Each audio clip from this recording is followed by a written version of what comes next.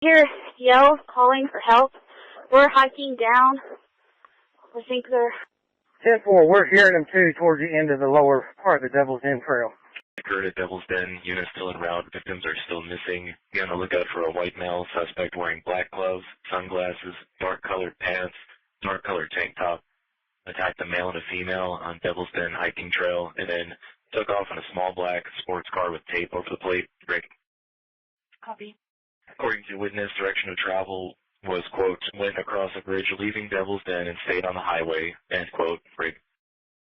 Both victims are still missing, and we suspect the suspect of injuries due to the witness seeing the suspect stab one of them. Unknown what charges at this time. Washington County received a call from the visitor center. 2 children are there. They advised that their parents were assaulted. One was possibly stabbed. The parents are missing. To find out that, a couple people are just out there enjoying the same element that we're in, got disturbed the way they did, it's kind of a messed up situation. In a press release Sunday afternoon, ASP released an updated description of the suspect they're searching for. Be on the lookout for a white male suspect wearing black gloves, sunglasses, dark-colored pants. Police say he was also wearing a long-sleeve shirt with the sleeves rolled up and a black backpack. They also believe the suspect drove a Mazda with the license plate covered in tape and may have been traveling on State Highway 170 or 220 near the park. While the trails are closed, many other places like the visitor center and the cabins are open to the public. You can't even roll into the park without seeing them taking care of the situation. Law enforcement's doing what they got to do. The superintendent at the park told me he's talked to all the guests and informed them of the situation. I got other people around. Park's hot right now. There's, extra enforcement. People are, looking out for it. I got nothing to say for that dude right there. It's going to come down on him, and when it does, God's going to help him, because those people didn't deserve that. They're just out here just trying to enjoy their time. It was very obvious that something was going on, and we didn't know what, thought maybe somebody had an accident on a trail, maybe they fell or something like that. Those are the words of visitors who were at Devil's Den State Park Saturday when 43-year-old Clinton David Brink and 41-year-old Cristen Amanda Brink were attacked and killed while hiking.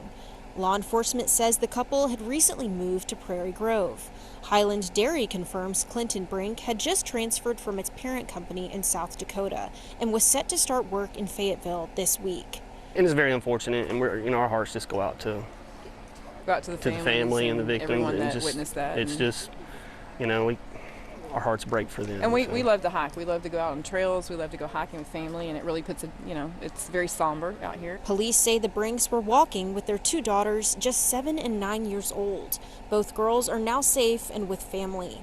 You feel guilty, really, for being here, and it's like you want to have fun, but you don't want to have fun because you know what's happened. You just never know. You never know. And I think the hardest part is not having cell service. Visitors say the tragedy is a reminder to stay alert, even in places that feel safe. We do feel safe, but there is a false sense of security sometimes. Have some way of communication and go in numbers, and just don't be too lax on it. And if you have a gut instinct and you see something's not right, you have to speak out. Others say they've noticed extra patrols throughout the park this weekend and appreciate the response. They're doing a great job, coming through, talking to us. The park rangers came by the campsites and talked to us, and so they've been very, very present and active in trying to, push through and do the best job they can with the circumstance. The suspect, a white man, medium build, in dark clothing and fingerless gloves, fled in a black 4-door Mazda with the plate covered in tape. He was last seen near highways 170 and 220. Police releasing a sketch of the suspect late Monday night, and today a major development, a photo of the man they believe is responsible, urging the public to come forward with any information. Just down that trail, investigators spent hours combing the area. The children not injured in the attack and are safe with relatives. The Brink and Osgood families releasing a statement asking for privacy as they grieve and learn how to navigate this new reality, according to a statement released by state police, adding, Clinton and Cristen died heroes, protecting their little girls, and they deserve justice. They will forever live on in all of our hearts. This is who Arkansas State Police want to talk to in connection to the double murder investigation. You can see the man dressed in black with his back to the camera. You can't see his face, but you can see he's wearing a hat and has a bag strapped around his back. This composite drawing, based on witness reports, shows what the man's face might look like. It's who state police are calling a person of interest in the deaths of Clinton and Cristen Brink, who were attacked while hiking with their daughters at Devil's Den State Park on Saturday, July 26th. It's very heartbreaking that this is what happened to them as a family. I just don't want them to be defined by this tragedy. I just want them to remember how pure and beautiful they were. Danica Harrell has been close friends with the Brinks since 2017 when they lived in Montana. They were great people, just great, down-to-earth people. They weren't judgmental. They were very accepting of everybody. I ran into some issues with childcare when I was working nights out of town. And Cristen, I was talking to her about it, and she offered to take my child 3 or 4 nights a week while I worked night shift out of town. And she would send me videos of the girls dancing around in the living room playing. And my daughter actually helped potty train her kids when they were staying together. The Brinks moved to Prairie Grove just a few months ago to be close to Clinton's mother. But Saturday afternoon, Be advised, this just occurred at Devil's Den. Unit still en route. Attacked a male and a female on Devil's Den hiking trail, and then took off in a small black sports car with tape over the plate. And we suspect the suspect to have injuries due to the witness seeing the suspect stab one of them. the couple was on the Devil's Den trail with their 7- and 9-year-old daughters when they were attacked. Family members say Cristen got the girls to safety and was attacked when she returned to help Clinton. They both died, and now police are asking for help finding who killed them. My heart just hurt as a parent, as a friend, thinking about what their daughters are going through. Like my mom heart hurts for them. And they are such sweet people and they're so genuine. I'm really struggling to understand why or how this could happen to such sweet people. We were able to take a monster off the streets and bring relief to Clinton and Kristen's precious girls and to the rest of citizens of Arkansas. Our suspect's DNA has been a positive match to the DNA that we suspected to belong to our suspect at the scene. During an interview with investigators, the suspect indicated that he did commit these murders. As you can imagine, it opened up a whole different set of emotions for the Brink family. I'm sure that it was with a sense of relief, but also with a whole new emotion that they're going to have to deal with. It was a typical Wednesday at Lupita's Beauty Hair Salon in Springdale for Adriana Ruiz, a hairdresser at the shop for the last 11 years. But things quickly changed after one man who seemed to be a normal client sat in her chair. Something felt off about him. He looked pretty scary. He didn't look like he was okay. He was very timid.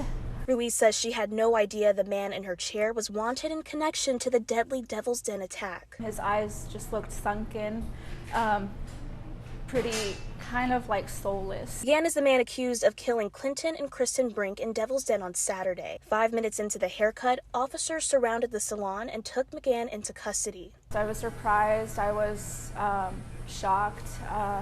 Because me and my sisters were talking days before, like, hey, I wonder where this guy could be. They haven't caught him yet. And I saw him here, and I just had chills. Ruiz says her heart goes out for Brink's 3 daughters left behind after the attack. My thoughts and prayers are with you all. I couldn't sleep last night thinking about them.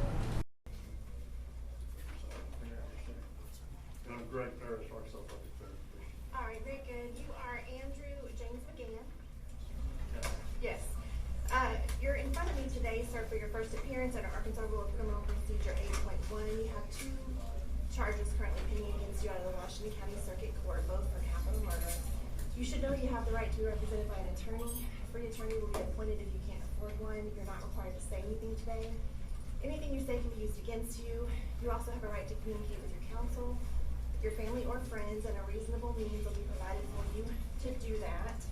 I've been presented with an affidavit of indigency this morning from Mr. Parrish. I'm going to sign off on that and appoint the public defender's office to your case moving forward to represent you. Your Honor, with that said, once the court is appointed, the law requires I appoint 2 attorneys to represent him who are death qualified. I will be doing something. I have 7 to 10 days to do that. Yes, certainly, Mr. Parrish. I'll give you his next court date when we finish this. The bond is set at no bond right now with your next court appearance for August 25th of this year at 7:45 a.m. That's going to be your arraignment date at the detention center. There's been a finding made that probable cause exists in a detainee that was made by a judge previously. Anything further, Mr. Parrish, or do you wish to be heard? Your Honor, the only other thing that I would indicate is, depending upon which division this case falls in, that it may be sooner than August 25th. We don't know. We're aware of that, is what I'm saying. All right, very good. Anything else from the state or anyone else? Your Honor, we'd ask that you add the conditions if while detained or if released, the defendant have no contact, direct or indirect, anything with the Brink's family. I can add that today. There's nothing to add it to. There's no condition. Are you saying if a bond is set? No, I mean, you're in jail. Sure, he's not going to have contact, so if a bond is set, then a no contact provision can be part of that bond. But right now, there's no reason to do that. Anything from anyone else? No, no, Your Honor. All right, thank you. That's that side. Yes. Thank you. It's a pleasure. Yes.